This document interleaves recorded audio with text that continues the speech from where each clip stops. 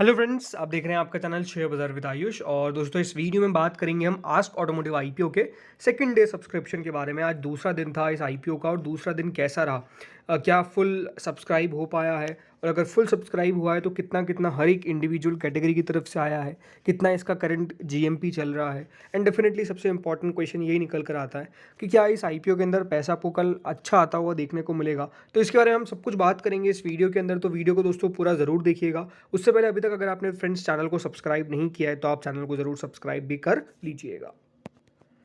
So friends, ask automotive IPO, आज इस IPO का सेकंड डे था और अब सिर्फ एक ही दिन और बाकी है। Only one day is left, that is 9 नवंबर, यानी कल का दिन। आप जिस दिन इस आईपीओ के अंदर पैसा और लगा सकते हैं।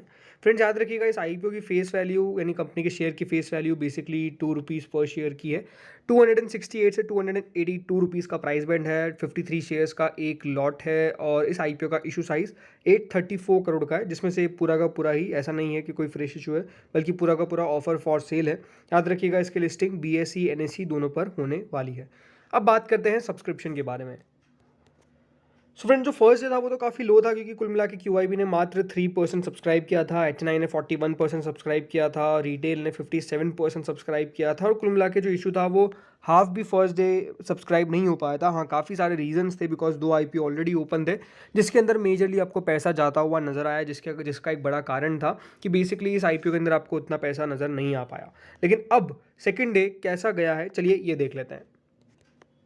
तो क्यूआईबी जिनके द्वारा फर्स्ट डे 3% सब्सक्राइब किया गया था, तो सेकंड डे भी 6% ही सब्सक्राइब किया गया। इसका मतलब ये है कि कल जितना पैसा आया था एग्जैक्टली आज उतना ही अमाउंट में पैसा आपको आता हुआ नजर आया, यानी कुछ ज़्यादा पैसा आपको क्यूआईबी की तरफ से सेकंड डे भी आप नजर नहीं आएगा। रीज़न क्या है? रीज़न सिंपल है। आज भी दोस्तों प्रोटीन ही गवर्नमेंट का आखिरी दिन था, तो मेजरली क्यूआईबी ने वहाँ पे लगाया। ईसेफ स्मॉल फाइनेंस के अंदर ऑलरेडी लगा चुके हैं, तो मेरे हिसाब से एक लिक्विडिटी का इशू होता है। हाँ, बहुत ज़्यादा तो लिक्विडिटी का इशू नहीं हम कह सकते, बट ये है कि इशू का, क्योंकि अभी एक दिन और बाकी है, क्यूआईबी जाने जाते हैं लास्ट डे के लिए, राइट। आपको बताइए कि आखिरी दिन पैसा निकालते हैं वो और पैसा लगाते हैं। सो डेफिनेटली अभी एक दिन और बाकी है और लास्ट डे मेजरली जो भी होगा वो आपको नजर आएगा कल के दिन। अगला दोस्तों कैटेगरी है नॉन इंस्टीट्यूशनल बायर्स की। 2.28 टाइम दोस्तों नॉन इंस्टीट्यूशनल बायर की कैटेगरी सब्सक्राइब होती हुई नजर आई। ऑलमोस्ट 285 करोड़ के आसपास रिसीव हो चुके हैं एचएनआई से, जिसमें बिग एचएनआई से 1.82 टाइम्स एंड स्मॉल एचएनआई ने 3.19 टाइम इस इशू को सब्सक्राइब किया है। 1.82 टाइम का मतलब होता है 152.09 करोड़ के आसपास आया है। इन 3.19 टाइम का मतलब है 132.85 करोड़। आप खुद नोटिस कर सकते हैं कि बिग एच का जो पोर्शन है वो अभी तक सिर्फ 1.82 टाइम सब्सक्राइब हुआ है और स्मॉल एच का 3.19, लेकिन जो ज़्यादा पैसा है वो बिग एच की तरफ से आया है। लेकिन इन टर्म्स ऑफ सब्सक्रिप्शन आप 3.19 टाइम देख रहे हैं स्मॉल एच का। रीज़न सिंपल है, बिग एच दोस्तों वो होते हैं जिनकी बिड अबाउट 10 लाख की होती है। तो अगर आप अबाउट 10 लाख का पैसा लगा रहे हैं तो आप बिग एच में जाएंगे, और अगर आप बिलो 10 लाख लगा रहे हैं तो आप स्मॉल एच में आ जाएंगे, राइट। तो वही आपको साफ साफ देखने को मिला है। बट ठीक है, अभी भी सेकंड डे और एच का पोर्शन 2 गुना सब्सक्राइब ठीक ठाक हो चुका है। अगली कैटेगरी है रिटेल की, और रिटेल कैटेगरी 1.69 टाइम दोस्तों अभी तक सब्सक्राइब होने में कामयाब हुई है। कुल मिला के 494.40 करोड़ के आसपास आपको रिटेल कैटेगरी से मिलता हुआ नजर आया। यानी कुल मिलाकर अगर हम देखा जाए तो रिटेल भी ठीक ठाक सब्सक्राइब होता हुआ नजर आया। एंड टोटल मिलाकर अभी तक ये जो इशू है वो 1.35 टाइम सब्सक्राइब होने में कामयाब हुआ है। कुल मिला के 789.34 करोड़ के आसपास अभी तक कंपनी को रिसीव हो चुके हैं। अब यही है कि दोस्तों पैसा तो उतनी मात्रा में नहीं आया जितना एक्सपेक्टेड था, बट अगेन जैसे मैंने आपको शुरुआत में कहा, रीज़न क्या है? रीज़न ये है कि ऑलरेडी दोस्तों 2 आईपीओस खुले हुए थे, तो मेजरली पैसा वहाँ गया है। अब जैसे मेरे हिसाब से आज जिस तरीके से मैं आपको पहले भी बताया है पिछले वाले वीडियोज़ में कि आज ईसेफ स्मॉल फाइनेंस का अलॉटमेंट आ जाता है, तो जो पैसा है वो साफ साफ देखिए शिफ्ट इधर हो जाएगा। तो उसमें कोई बहुत बड़ा कारण नहीं है। 2 दिन ज़रूर सब्सक्रिप्शन आप लो देख रहे हैं, बट कल का दिन देखना दिलचस्प होगा कि कितना पैसा इस इशू के अंदर निकल कर आ पाता है। ये ज़रूर है कि ईसा स्मॉल फाइनेंस जितना तो पैसा नहीं आएगा। रीज़न सिंपल है कि दोस्तों वो अपने आप में बहुत अच्छे वैल्यूएशंस पे कंपनी अपना आईपीओ लेकर आई।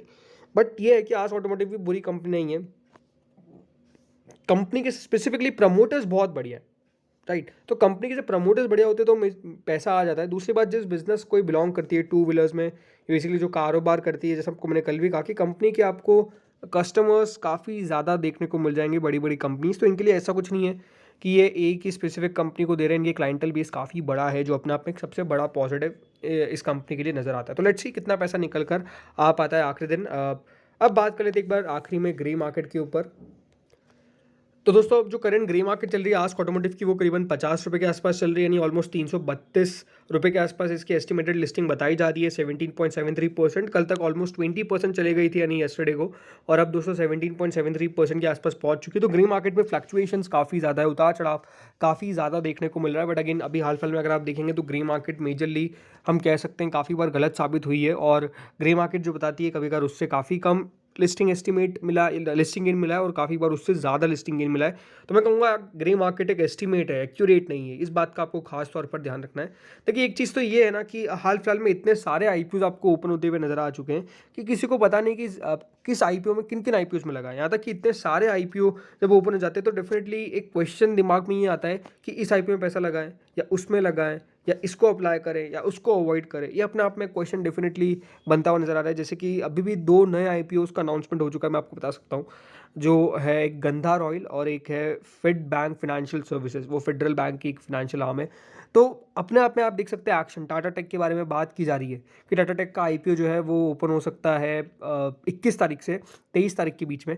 तो आप खुद नोटिस कर सकते हैं कि जब दोस्तों इतना सारा आपको एक साथ आईपीओ आते हुए नजर आते हैं तो डेफिनेटली उसको मैच करना मुश्किल होता है। जैसे कि आस्क ऑटोमोटिव जब ओपन हुआ तो ऑलरेडी 2 आईपीओ ओपन थे, ईसेफ स्मॉल फाइनेंस और प्रोटीन ई गवर्नमेंट।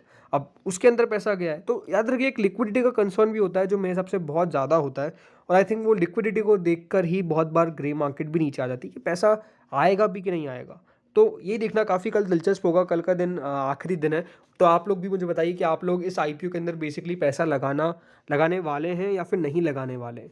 कि आपने अभी तक या तो अप्लाई कर दिया तो बिल्कुल कमेंट्स में बताइए कि अप्लाई कर दिया है, या फिर अभी तक अप्लाई नहीं किया है और कल करेंगे तो बिल्कुल ये भी बताइए कि आप कल अप्लाई करने वाले हैं। बिकॉज अपने आप में इशू ठीक है, मतलब बुरा नहीं है, कंपनी ऐसा नहीं कि बहुत बुरी है।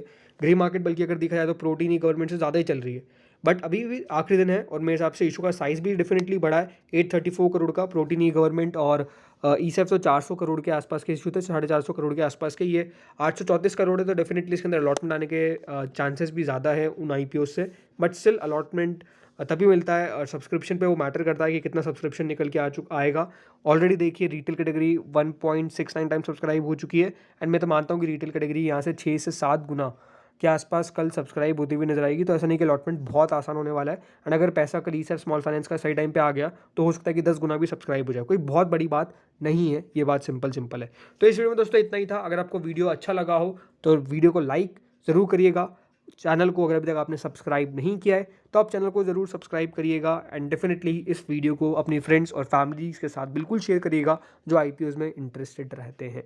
इस वीडियो में इतना ही था, बाकी आपके साथ रेगुलरली हम मिलते रहेंगे। जो भी नेक्स्ट अपडेट आएगा उसके साथ आपको बिल्कुल यहाँ पर बताएं कि कौन सा अपडेट है नए आईपीओज़ के ऊपर, एंड डेफिनेटली जो भी रिलेटेड स्टॉक मार्केट न्यूज़ है वो आपको चैनल पर मिलती रहती है। इस वीडियो में इतना ही था। Thank you friends for watching this.